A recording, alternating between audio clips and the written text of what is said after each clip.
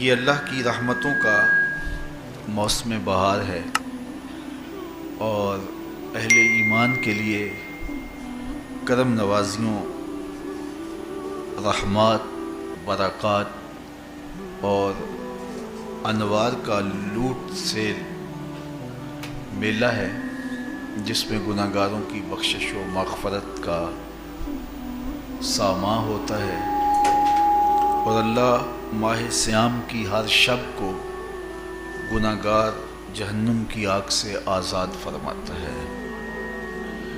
یہ بابرکت مہینہ اپنے دامن میں اتنی برکتیں لیے ہوئے جلوہ گر ہوتا ہے کہ رسول کریم صلی اللہ علیہ وآلہ وسلم نے ارشاد فرمایا، اگر لوگوں کو پتہ چل جائے کہ رمضان میں کیا ہے تو وہ آرزو کریں کہ پورا سال ہی رمضان رہے۔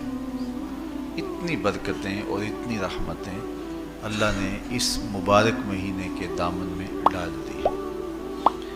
میں نے جو آپ کے سامنے آیت کریمہ تلاوت کی ہے، اس میں بھی اس مفہوم کو بیان فرمایا گیا کہ اے ایمان والو، تمہارے اوپر روزے فرض کیے گئے ہیں جس طرح تم سے پہلوں پہ فرض کیے گئے تھے۔ یا ایھا الذین آمنوا کتب علیکم الصیام کما کتب علی الذین من قبلکم۔ کیوں فرض کیے گئے؟ وجہ کیا ہے؟ لعلکم تتقون، تاکہ تم متقی بن جاؤ، تم پرہیزگار بن جاؤ۔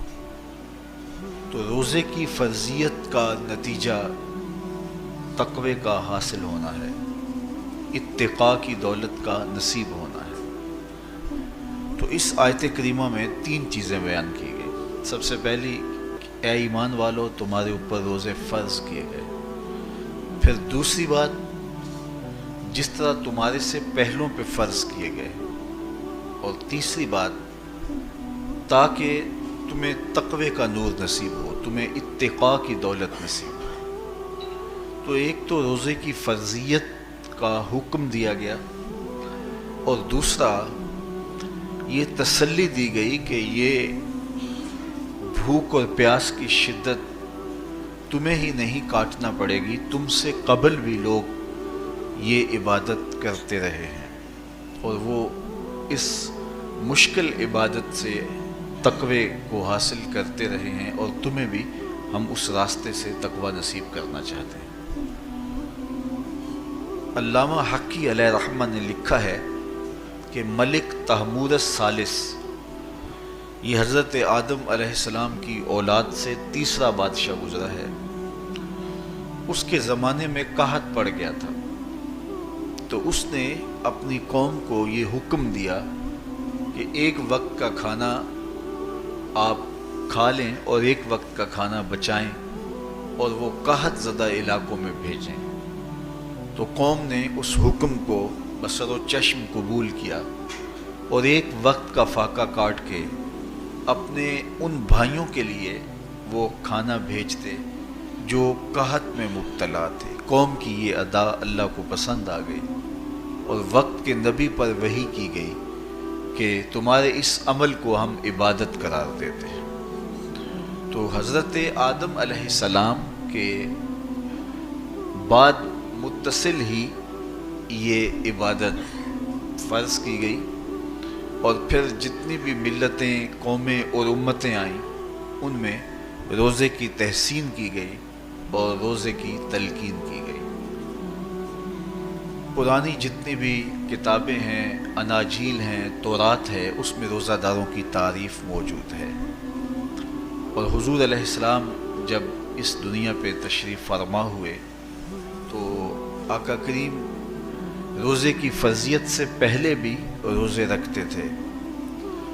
ویسے روزہ سن 2 ہجری کو فرض ہوا ہے، شعبان المعظم کے مہینے میں، لیکن اس سے قبل بھی ایام 20 کے حضور روزے رکھتے تھے، اور اس کے علاوہ بھی مختلف ایام میں اللہ کے محبوب روزے رکھتے تھے۔ روزے کی فرضیت کے بعد حضور علیہ السلام کی زندگی میں کل 9 رمضان آئے ہیں، جس میں 7 29 کے تھے اور 2 30 کے تھے۔ یہ بات ذہن میں رکھیے گا کہ روزے 29 ہوں ثواب پھر بھی 30 کا ہی دیا جاتا ہے۔ تو زیادہ تر جو رمضان المبارک کے مہینے ہوتے ہیں وہ 29 کے ہوتے ہیں، 30 کے کم ہوتے ہیں۔ حضور کی زندگی میں 9 میں سے 7 جو ہیں وہ 29 کے ہوئے ہیں اور 2 30 کے ہوئے ہیں، تو ثواب پورے 30 کا ہی ہے۔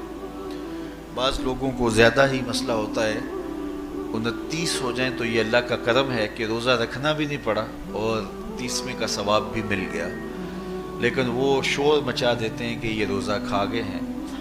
میرا نہیں خیال کہ کسی کو اپنے ذمے اتنی بڑی امت کا بوجھ لینے کی پریشانی ہو اور وہ خام خواہ ایک روزے کے لیے پوری امت کا بوجھ اپنے کندھوں پہ ڈال لے۔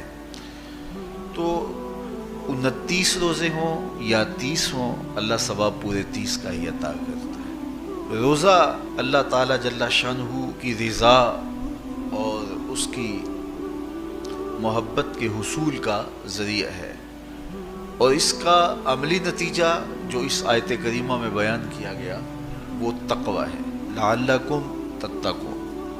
روزہ اس لیے فرض کیا گیا کہ تمہیں تقوی نصیب ہو جائے، اتقاء کی دولت نصیب۔ اب سوال یہ ہے، کیا تقوی بھوک اور پیاس سے حاصل ہوتا ہے؟ پیاس کاٹنے سے، بھوک کاٹنے سے کیا تقوی نصیب ہو جاتا ہے؟ صبح سے لے کر شام تک